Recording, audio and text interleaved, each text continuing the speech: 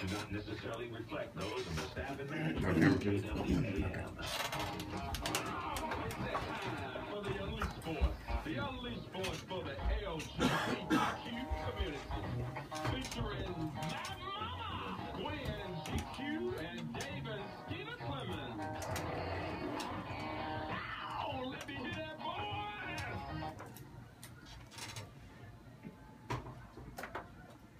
Hold on.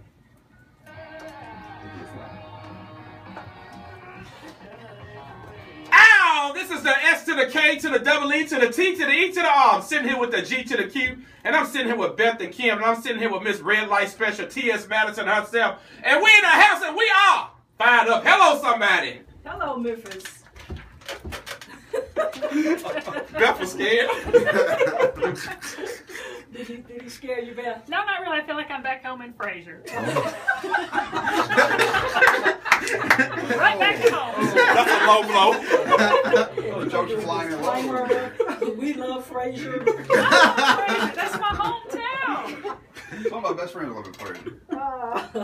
Hello, Memphis, Tennessee. Welcome to the Unleashed Voice for the LGBTQ community radio show here on AM 990 KWAM. Our core mission is education, empowerment, and enrichment.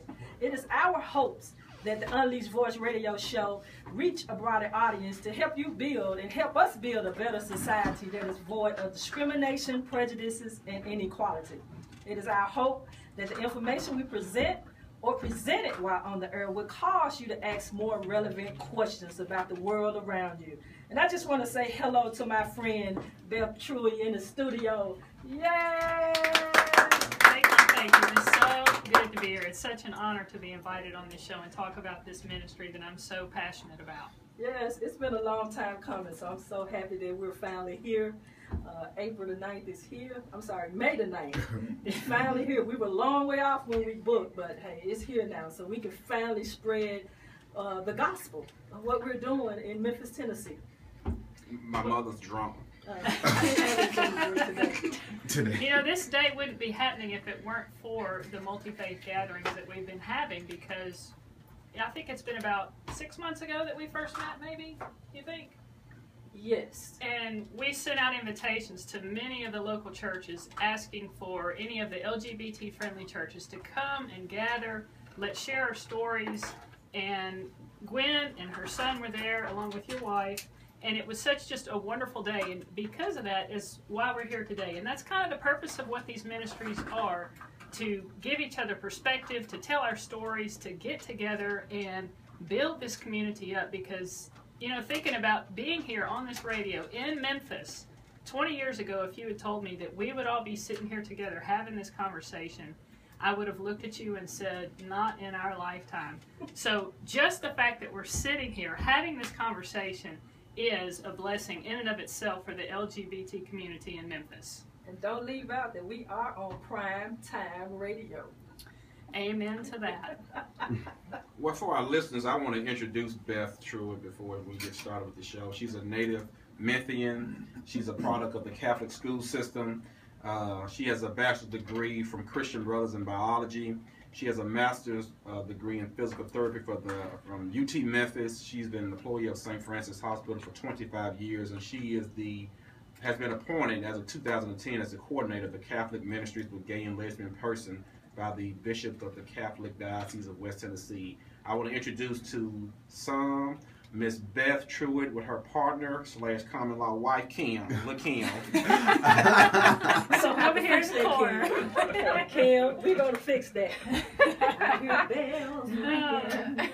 You know, I know that some people are thinking, did I hear that correctly, that was the Catholic ministry with gay and lesbian persons? Can all that go in one sentence? Can it go? Yes, it can go. Wow. And, you know, that's one thing that I really like about this ministry is we educate people to give you the real story of what Catholic teaching is. And Catholic teaching is that the Catholic Church affirms gay people and that they should be welcome into full communion within the Catholic Church. Now, I have to say that I didn't even know that until my 30s. And that's a shame, because that's part of the problem with the LGBT community and some of the conservative churches, is the churches aren't talking about and affirming the gay community, especially in the school systems you have children growing up and questioning, and here they go to church and nothing is said, and the child is wondering, where am I? And am I okay? Is this good? Is this not? And it wasn't until my 30s that I actually looked in the Catholic Catechism, and that's kind of the, I guess you could call it the encyclopedia for the Catholic Church. Mm-hmm. And it very clearly said that gay people are affirmed and welcomed into full community in the church. That's why we have these ministries, because in Memphis there are many churches. You know, we're in the Bible Belt. Right. In the Bible Belt, you have a lot of issues where we don't talk about the gay community, and we're not exactly welcomed in many of the churches. And so to be able to have this ministry to affirm the LGBT community is a blessing. It is a blessing. It is a blessing. So explain to us, what is the work of the interfaith group here in Memphis, Tennessee? Well, how it formed was we started our ministry 10 years ago, and we recognized that people were coming to our ministry that weren't Catholic. I would say almost half of the people that come to a lot of our gatherings are non-Catholic, and we started to ask the question, what's going on here? And what we see are that so many people don't have a church where they can be themselves. They can be the person God made them to be, and they're seeking a faith-based community.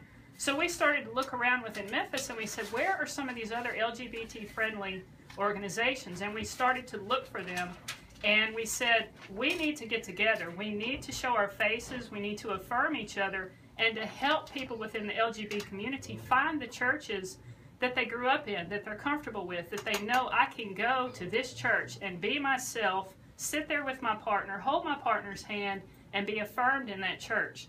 So that was really what got it started. We also wanted to network, because we're on different journeys. Some of us are just starting out within our churches of forming an organization. Some are well on their way, that they're actually thinking about disbanding because the churches are integrating the LGBT community within their churches, and they don't have a need to have the community anymore, and that's a good thing. It'd be great eventually if we all could disband, because every church in Memphis was affirming for the LGBT community.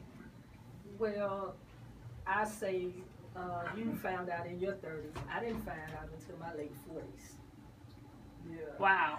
That I could be in a church that was affirming and accepting and be myself and not stand before God and lie. You know, because I had hid my sexuality all my life, even in church. For a minute, I stopped going, actually. I did too. And I just found out, actually, when we formed our church, Cathedral Praise of Memphis. And through my son and my pastor's schooling, the religious doctrine that they brought back from the things that they learned through through theology school, and that helped put me back together per se, as far as my relationship with God, because all my life I had been told, you know all the dreadful things that people tell us. So I think this is wonderful. We still have a lot of work to do. We still have a lot of church hurt people out there, but for people that want to ignore it, we all know, and this is a common phrase that David and I know, often use, that every church is a gay church. If you want to call it something, there is not one organization, religious organization, that's not comprised of gay members. That's true. And they know it. They just use the military. Don't ask, don't tell. Yes. We're all of us are wounded in some way or another from the churches. And I see this as a way to kind of reprogram and heal those wounds. It's just a crime that we get into our 30s and we're not able to affirm and be the person that we were created to be, that in some way there was some shame instilled with that. And that's not the message that God was giving us. And it's just such a wonderful thing that we're in this day and age that we can reprogram that and help the children that are growing up now be affirmed at an early age, so that they're not growing up with the wounds that you and I and so many are still healing in other ways. Well, hold that thought. We're going to take a pause for the calls, our first break of the hour. And we are the Unleashed Voice. We're sitting here with Beth, Trouy, and the Interface Group. And we're going to take a break. We'll be right back after these messages. And this is the Unleashed Voice on KWAM 990 Talk Radio. Ow!